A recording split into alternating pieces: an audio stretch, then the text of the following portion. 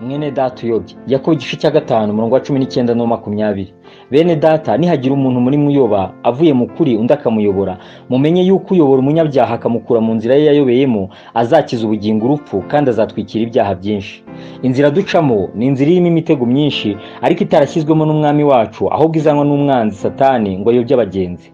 Ishamikiyeho nyinshi zigenda zivuka buri munsi ziciwe n'umwanzi ngo akure abagenzi mu rugendo.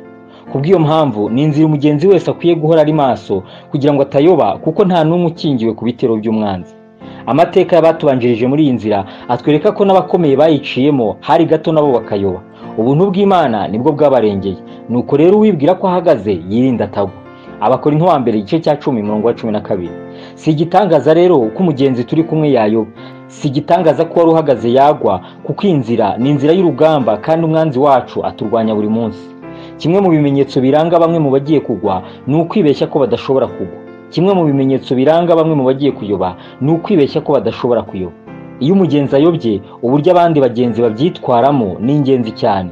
Ubugingo bw'abagenzi tujyana nubwo igiciro gikomeye imbere y'umwami wacu Yesu, kuko nibwo yameneye amaraso.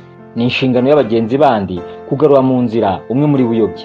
Mwene so nakora nabi umucyahe. Si ngombwa ko ari twe abakoreye nabi gusa, ahubwo n'igihe cyose agenda nabi mu nzira ni inshingano y'abagenzi kumucyaha no kumuhugura. Hari abakristo benshi bibeshya ko umurimo wo gushaka abayobye no kubagarura mu nzira ari uw'abakuru b'amatorero gusa, bakumva ko bo bitabareba. Ariko ibyo ni nko kuba uri mu murima n'abandi ukumva ko guhinga hari abo bireba n'abo bitareba, kandi mwese mufite shobuja umwe. Kugarura mwene data uyobye ni inshingano za buri mugenzi uri mu rugendo. Dufite impano zitandukanye, ariko mu buryo bumwe cyangwa ubundi tugira uruhare muri uwo murimo twese. Iyo umugenzi ayobye aba ari intama ivuye mu rwuri, aba ari umwana uvuye mu rugo. Igikomeye dukwiye gukorera umwungeri wacu ari we mubyeyi wacu ni ukumufasha kugarura intama ze zizimira, ni ukumufasha kugarura mu rugo abana be bazimiye. Hari ubwo tubona mwene data ayobye cyangwa aguye mu cyaha runaka, tukamuhindura igitaramo nk'abari kwishimira intsinzi umwanzi amugizeho, ntitumenye ko ari ubugingo Yesu yapfiriye buri gutakara. Ese wabona umwana w'inshuti yawe agiye gupfa nawe ugatangira guseka uburyo arwayemo? Hari ubwo tugira ubwenge bw'iby'isi tukabura ubw'iby'Imana.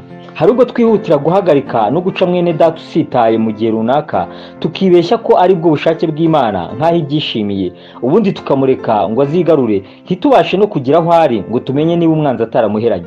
Abaciriye umugani ati, ninde muri mwe waba ufite intama 100 akazimiza imwe muri zo ntasiga izindi 99 mu gasozi, akajya gushaka iyazimiye kugeza aho ari uyibonere? Iyo ayibonye ayiterera ku bitugu yishimye, yagira mu rugo agahamagara inshuti ze n'abaturanyi be akababwira ati, twishimane kuko mbonye intama yanjye yari yarazimiye. Ndababwira yuko mu ijuru bazishimira batyo umunyabyaha umwe wihannye kumurutisha bakiranuka 99 badakwiye kwihana. Luka igice cya 15 umurongo wa 3 kugera kwa 7. Uwo ni wo murimo wazanye Yesu mu isi, kandi niwo abakunzi be bamufasha gukora, ni ugushaka no gukiza intama ze zazimiye. Si ziri hanze y'urwuri gusa, ahubwo n'iziri mu rwuri nazo umwanzi aba ashaka kwiba ngo azisubize mu gasozi. Si umurimo dukora kubw'inshingano runaka twahawe n'abantu, ahubwo urukundo dukunda Kristo nirwo rudutera kwita ku ntama ze. Yongera kumubaza ubwa kabiri ati, Simoni mwene Yona, urankunda? Aramusubiza ati, ye mwami, uzi ko ngukunda.